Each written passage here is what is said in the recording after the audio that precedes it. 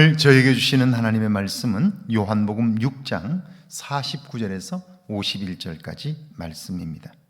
너희 조상들은 광야에서 만나를 먹었어도 죽었거니와 이는 하늘에서 내려온 떡이니 사람으로 하여금 먹고 죽지 아니하게 하는 것이니라. 나는 하늘에서 내려온 살아있는 떡이니 사람이 이 떡을 먹으면 영생하리라.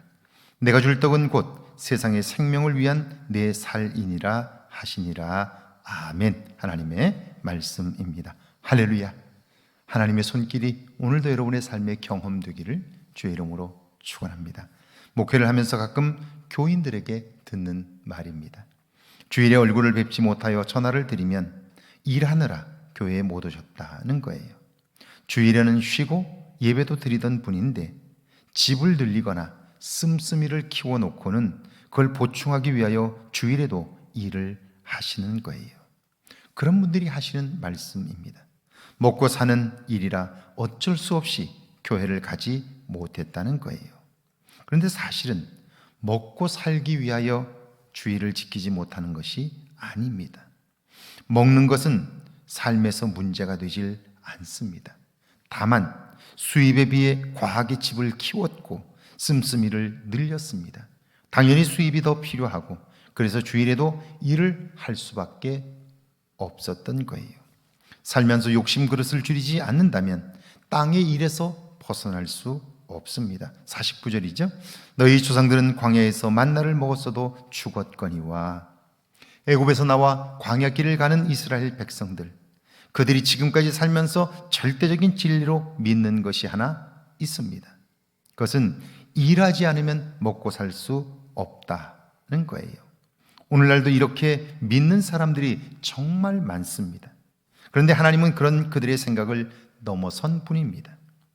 그들이 광야길을 가며 무엇을 먹을까 염려하며 걱정하고 불평하고 원망할 때 하나님은 그들에게 말씀합니다. 내가 너희를 먹으리라. 내가 너희를 먹이겠다는 거예요. 그들은 자신들이 갖고 있는 믿음, 일하지 않으면 먹을 수 없다는 생각 때문에 하나님의 그 말씀을 믿을 수 없었습니다. 그런데 하나님은 하늘로부터 만나를 내리셨고 그 백성을 배부르게 하셨습니다. 하루 이틀이 아니라 무려 40년 동안 그들은 농사를 짓지 않았고요. 하나님은 그들을 먹이셨습니다. 땅의 일에만 관심하는 사람은 결코 하나님이 하시는 그 일을 알지 못하는 거예요. 50절입니다. 이는 하늘에서 내려오는 떡이니 사람으로 하여금 먹고 죽지 아니하게 하는 것이니라. 예수님은 그 일을 말씀하면서 하나님이 하신 그 놀라운 일을 경험한 사람들도 모두 죽었다고 말씀합니다. 그러나 하나님의 관심은 광야길을 가는 그들을 먹이심으로 생명을 살리셨듯이 예수님을 믿는 믿음을 통해서 우리는 영원한 생명을 얻게 된다는 사실을 말씀하는 것이고요. 하나님이 그런 생명을 우리에게 주고 싶어 하는 거지요. 광야길을 가는 사람들이 떡을 먹고 산 것처럼 생명의 떡이신 예수님을 믿음으로 영원한 생명을 얻게 하고 싶어 하신 거죠. 51절입니다. 나는 하늘에서 내려온 살아있는 떡이니 사람이 이 떡을 먹으면 영생하리라. 내가 줄 떡은 곧 세상의 생명을 위한 내 살이니라 하시니라.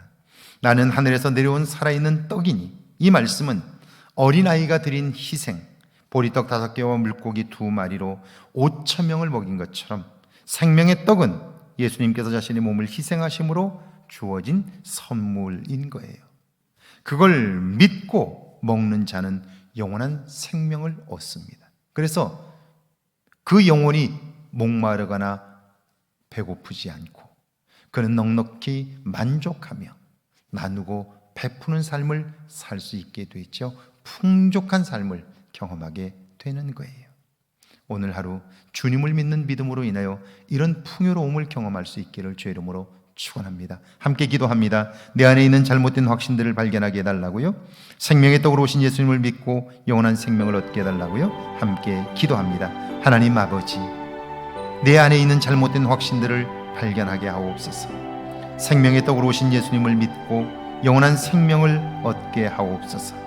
그리하여 주님을 믿는 믿음으로 인하여 날마다 풍성한 삶, 기쁨의 삶을 살게 하옵소서.